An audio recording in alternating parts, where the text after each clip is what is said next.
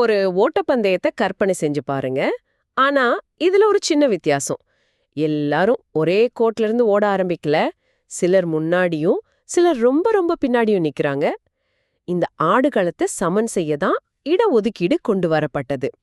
ஆனா அந்த இடஒதுக்கீடு வாங்குற ஒரு குழுவுக்குள்ளேயே சிலர் மட்டும் பலனடைஞ்சிட்டு இன்னும் சிலர் அதே இடத்துல நின்னா என்ன பண்றது?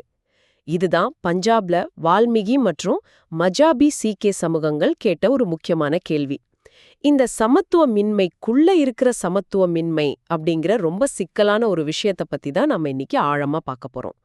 இதுக்கு விட சொல்ற மாதிரி வந்த பஞ்சாப் மாநிலம் எதிர் தவிந்தர் சிங் வழக்குல உச்ச நீதிமன்றத்தோட 7 நீதிபதிகள் கொண்ட அமர்வு கொடுத்த ஒரு வரலாற்று தீர்ப்பா அலசுவோம். கரெக்ட். இந்த பிரச்சனை பஞ்சாப்ல தான் ஆரம்பிச்சது. அங்க இருக்கிற பட்டியல் சாதியினர், அதாவது எஸ்சி மத்தியில வால்மீகி மற்றும் மஜாபி சீக்கியர்கள் தான் ரொம்ப பின்தங்கி இருக்காங்கன்னு மாநில அரசு ஒரு கணக்கெடுத்தது. அதனால 2006ல ஒரு சட்டம் கொண்டு வந்து எஸ்சி ஒதுக்கீட்டுக்குள்ளேயே 50% இடங்களுக்கு இவங்களுக்கு முதல் முன்னுரிமை கொடுத்தாங்க. அதாவது ரிசர்வேஷனுக்குள்ள ஒரு சப் ரிசர்வேஷன். ஆமா, சரியா சொன்னீங்க. ஒரு நிமிஷம், இது கேட்கறதுக்கு நல்ல விஷயமா தானே தெரியுது. ரொம்ப பின்தங்கி உங்களுக்கு உதவ நினைக்கிறதுல என்ன தப்பு? இது ஏன் ஒரு பெரிய சட்ட போராட்டமா மாறுச்சு? ரொம்ப நல்ல கேள்வி. ஏன்னா இதுக்கு முன்னாடி 2005ல ஈவி சின்னையான்னு ஒரு வழக்கு வந்தது. அதுல உச்சநீதிமன்றத்தோட 5 நீதிபதிகள் கொண்ட அமர்வு என்ன சொன்னாங்கன்னா, பட்டியல் சாதிகள் அப்படிங்கிறது ஒரே மாதிரியான பிரிக்க முடியாத ஒரு குழு.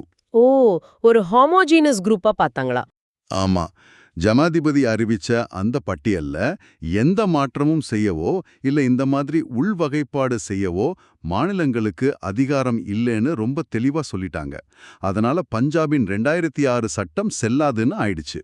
அப்போ பல வருஷமா நாம பட்டியல் சாதிகள்னு ஒரே கண்ணோட்டத்துல பார்த்தது ஒரு எளிமையான பார்வைன்னு நீதிமன்றம் இப்போ உணர்ந்திருக்கா?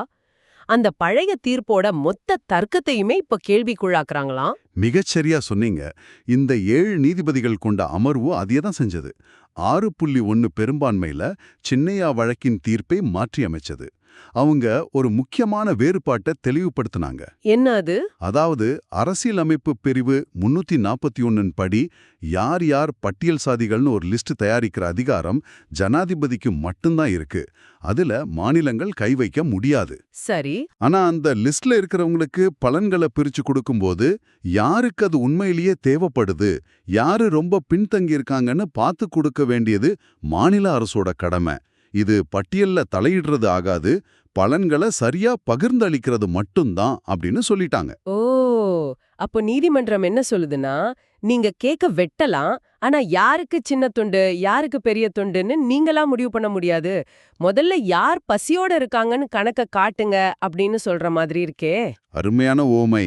அதுதான் அதோட சாரம். ஆனா இது ஒரு சிக்கலான பாதையை திறக்காதா?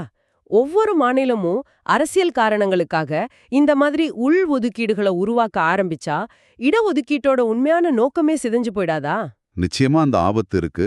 அதனால தான் நீதிமன்றம் மாநிலங்கள் தகுந்த புள்ளிவிவர ஆதாரங்களை காட்டணும்னு ஒரு கண்டிஷன் போட்டிருக்கு.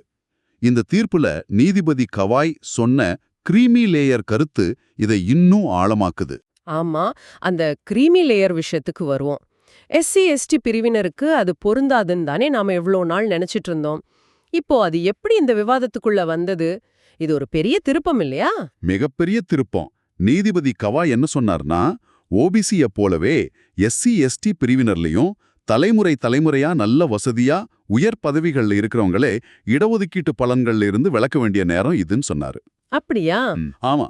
ஒரு துப்புரவு தொழிலாளியோட குழந்தைக்கும் ஒரு IAS அதிகாரியோட குழந்தைக்கும் ஒரே மாதிரி இடஒதுக்கீடு கிடைக்கிறது உண்மையான சமத்துவம் இல்லைன்னு ஒரு சுட்டி காட்டினார். இது ஒரு முக்கியமான பாயிண்ட். ஆனா இதுல நீதிபதி பேலா திரிவேதி உடன்படல. அவங்க பிரிவு 341 நேரடியா அர்த்தம் கொண்டு பட்டியல்ல எந்த விதமான உள்வகைப்பாடும் செய்ய மாநிலங்களுக்கு அதிகாரம் இல்லைன்னு தன்னோட மாறுபட்ட கருத்தை அழுத்தமா பதிவு செஞ்சாங்க. சரி, அப்போ இதோட ஒட்டுமொத்த தாக்கம் என்ன? இனிமே இடஒதுக்கீடு எப்படி இருக்க போகுது? இது இந்தியாவோட இடஒதுக்கீட்டு கொள்கையில ஒரு பெரிய மாற்றத்தை கொண்டு வருது. நாம இப்போ ஒரு பொதுவான இடஒதுக்கீட்டு முறையிலிருந்து குறிப்பிட்ட இலக்கு நோக்கிய ஒரு அணுகுமுறைக்கு நகர்றோம். சட்ட வல்லுநர்களுக்கு இது ஒரு புதிய வழிகாட்டுதல்.